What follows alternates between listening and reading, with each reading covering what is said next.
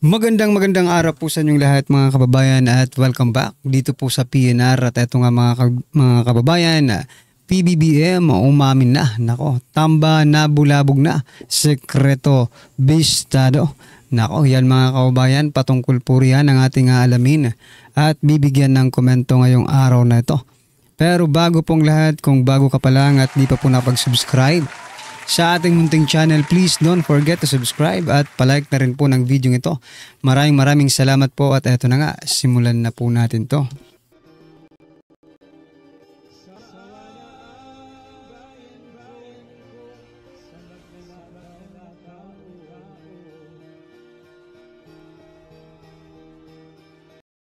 So yan mga kababayan, bago po natin muling pakinggan, panoorin at bigyan ng komento ang video ito, pasadahan po muna natin ang mga nagtetrending na mga balita dito po sa mundo ng social media. At unahin na nga po natin ito mga karibin natin, President Bongbong Marcos Jr.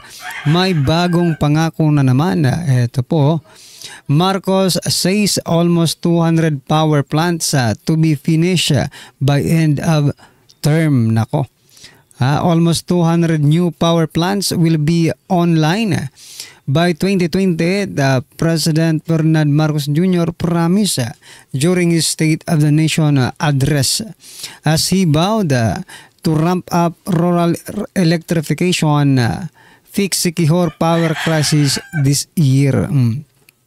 Dahil nga po sa nasolve nila yung power crisis dyan sa Siquijor ngayon, 200 power plants pinangakong matatapos bago siya magtapos sa kanyang termino.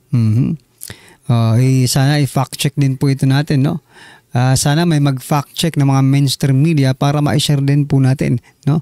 Total sila naman po ay may mga sources, di ba? Talagang kailangan pong malaman to ng taong bayan sapagkat ito po ay pangako na naman ng ating Pangulo, di ba?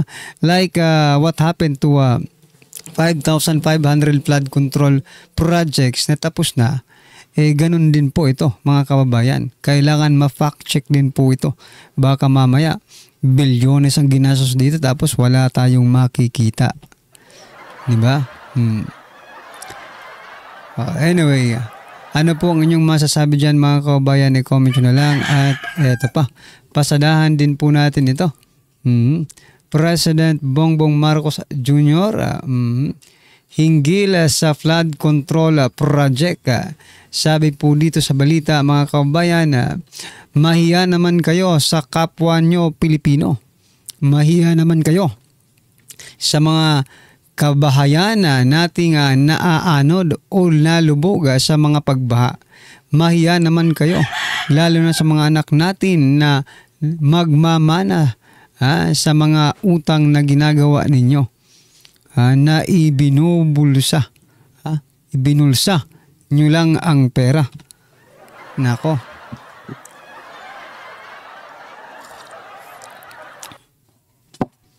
matindi po ito mga kababayan, ibinulsa pala ang pera. Even the president believe, no, na sa flood control project, kasi siya rin ang nalilintikan, siya ang tinitira ng taong bayan, no? Ibig sabihin, alam niya na meron talagang korupsyon dyan sa flood control project na yan. Pero bakit mag-aapat na taon na kayo, ngayon nyo lang na-realize, no? Na wala palang, nako po. Diba? Hindi pwede ang ganyan mga kababayan. Dapat mayroon pong maparusahan, diba? Dapat meron pong maparusahan dyan Kasi yan po ay pera ng taong bayan, di ba?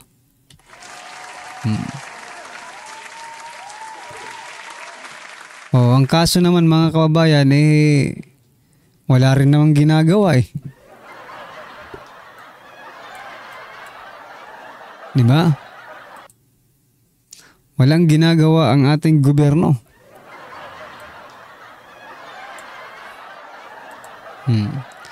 Anyway, ano po ang inyong masasabi dyan mga kababayan? Comment nyo na lang po. At eto, pasadahan din po natin to. Yung pagpunta pala ni President Bongbong Marcos Jr. sa ibang bansa.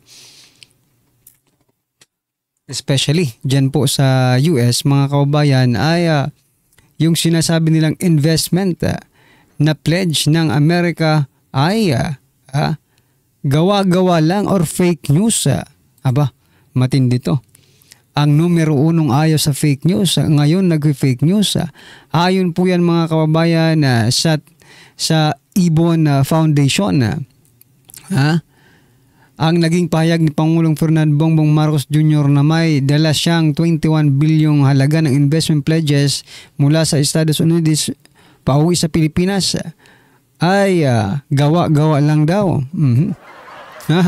Anong masasabi? Sa bagay, pledges lang naman yan eh. Ano ba kayo? Pangako lang yan. Huwag naman kayong pangako lang yan. At malamang hindi yan matupad. Kung matupad yan, di salamat, di ba? Pero sabi po dito, gawa-gawa lang. Ibig sabihin, fake news yun mga kababayan. Di ba? Tapos kung magparatang sila, marami daw ang mga fake news, sila rin naman pala gumagawa ng fake news. Nalo na. Ito pa mga kababayan, pag-usapan din po natin ito. Nauna lang yun, pero ito. Di ba kanina sinabi ni President Bongbong Marcos Jr. na mahiya naman kayo. Ito, sumagot na po si DPWH Secretary Manuel Bunuan. Sabi niya po dito, we're taking this seriously. I think we need to be transparent this time. Nako po. Ngayon pa lang sila pala magiging transparent. Almost 4 years na po kayo sa DPWH. Ngayon lang kayo magiging transparent. Naloko na. Di ba? Naglulukuhan ba tayo dito? Hindi, wag niyo nang seryosuhin muna ngayon. Seryosuhin niyo sa 2028 na para sulit. Diba? Sulit yung hindi nyo pagsiseryoso. Dito po sa flood control projects na ito. Kontra korupsyon, handa sa Department of Public Works and Highways DPWH Secretary Manuel Bunuan na sundin ang utos ni President Bongbong Marcos Jr. na audit sa flood control project ng gobyerno. Handang, natawa ko dito sabi dito Bunuan nasundin ang utos, no? Handa daw no? Handa si Bunuan nasundin. Okay? Ibig sabihin, noon pala hindi sinusunod. Ano ba to? Dapat hindi handa. Susundin. Diba? Kasi pag sinabi mo handa, optional pa Pwede mong hindi sundin, pwede mong sundin. Dapat dito, susundin nyo dapat kung anong sabihin ng presidente. Kaya nagkakaletse-letse pala tayo Meron tayong mga sari-sariling mga pagdidesisyon sa buhay. Diba? Anyway, ano po ang inyong masasabi dyan mga kababayan? I-comment nyo na lang. At ito naman po mga karibyo natin. Dahil nga po sa na-absuelto si Vice President Sara Duterte sa Supreme Court. Okay? Panalo si Vice President Sara Duterte. Dyan po sa impeachment na yan. Ngayon naman po mga kababayan, ito po ang tanong. Sino ba ang dapat ma-impeach? PBBM or BP Sara? Ito ang sagot. Sino ba ang dapat ma-impeach? BP Sara or PBBM? BBBM dapat. Bakit? Siya lang naman talagang gumagawa ng kaguluhan ngayon, di ba? Ang Pangulo natin si Duterte, wala naman talagang guluhan nagaganap Malinis ang bansa natin. Napabuti, napalinis, napaangat. Alam ng mga ibang pangulo yan ng iba't ibang bansa. Ngayon, BBM naman, naglabasan ng mga magnanakaw, yung mga drugista, naglabasan, di ba?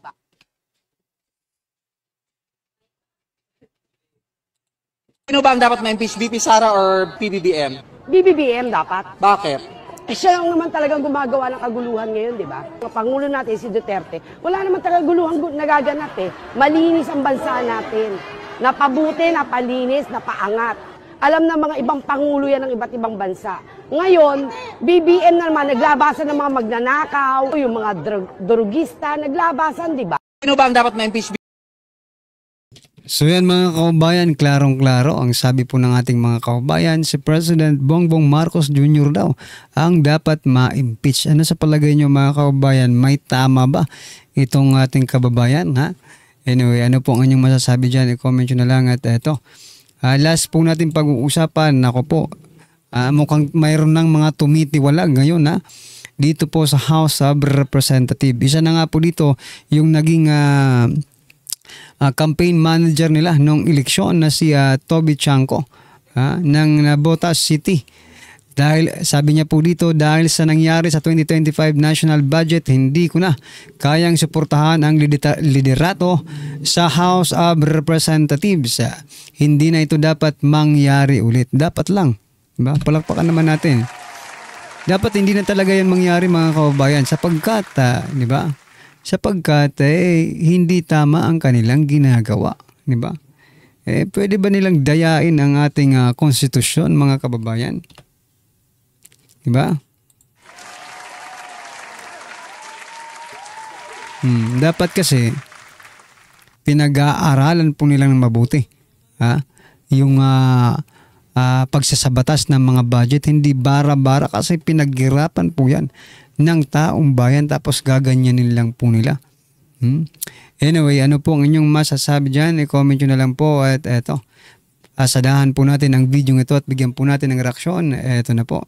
Ito ang nakakagulat, viral at trending ngayon sa mundo ng social media ang di umano'y balitang kahit anong pilit niyong pagtakpan ng katotohanan ay sadyang lalabas at lalabas pa rin ang iyong mga kasinungalingan. Unti-unti na nga lumiliwanag kadiliman at kailanman ay hindi mananaig ang kasama na laban sa kabutihan. Tigilan niyo na ang pang-aabuso sa kapangyarihan. Ito rin yung sigaw ng marami sa ating mga kababayan matapos ng pumutok ang balitang pang-apat na beses na di mo na makakaupo sa kapangyarihan si Yeda Romualdez. Kaya naman dapat ng marami sa ating mga kababayan kung nasaan na di mo ng batas ng Pilipinas. Dapat 3 beses lang daw na sunod-sunod na pwedeng umupo ang isang congressman. Ano nangyari kay Yeda Romualdez? Pero bagong lahat mga kapinas, kung bago ka pa lamang sa channel namin, ay huwag mong kalimutan mag-subscribe at pakiclick na din ang notification bell para mas maging update ka pa lalo sa lahat pa ng bagong videos na i-upload namin. At yun nga mga kapinas, mainit na pinag-uusapan ngayon sa mundo ng social media ang di umano'y balitang 3 beses lang dapat na sunod-sunod na pwede mo yung congressman ng isang politiko. Ngunit ang nangyari ngayon ay pang-apat na di umano maging congresswoman si Yeda Romualdez. Ang di umano'y ginawa nila ay pinalusutan daw di umano ang batas dahil ayon sa nakalap nating balita ay pang-6 na upuan si Yeda Romualdez at 3 lang ang dapat na umupo sa Tingog Party List. Tapos bigla-bigla ay nag-resign ng pang-3, pang-4 at pang-5. Kaya naman dahil dito ay makakaupo na si Yeda Romualdez. Kaya nga dahil dito ay marami sa ating mga kababayan ang napatanong kung bakit ganito na lamang di mo na nangyari sa kasalukuyang gobyerno ngayon kung sino ang mga nanalo sa eleksyon ay gagawa ng issue para hindi makaupo. Pero ang mga natalo sa halalan ay siya pang pinauupo ngayon sa kapangyarihan. Banat pa na marami sa ating mga kababayan ay lubos-lubosin na lamang nila ang kanilang maliligayang araw dahil kapag dumating ang panahon na si Vice President Sara Duterte na maging Pangulo ng Republika ng Pilipinas ay baka sa kangkungan ng bagsak nilang lahat. Matapos nga lumabas sa balitang ito ay umaniga ng samot-sari comment at reaction mula sa marami sa ating mga kababayan at marami nga sa kanila ngayon ang hindi napigilan ng kanilang sarili na maglabas ng kanilang hiling at komento sa mundo ng social media. The netizens posted, mag-asawang tambalos-los, kadiri yang mag-asawa nga yan at anak nila pati na yan. Isama na natin si George Garcia, mga walang delikadesa mga yan. Ngawa man tayo ng ngawa, walang mangyayari hanggat ang taong bayan ay nagbibingi-bingihan sa Diyos na lang tayo umasa, may hangganan ng lahat. Tayong mga Pilipino ayaw nating gumalaw, pasensya tayo sa nasaranasang kahirapan. Ano ng klaseng administrasyon ng George Garcia? Wala na ba kayong hiya? Ang talo pinapaupo, sobra sa termino pinapaupo. Wala na ba kayong takot sa Diyos? Ganit din siya mga Romualdez, di ba nga never nanalo ng patas niyang si Tamba?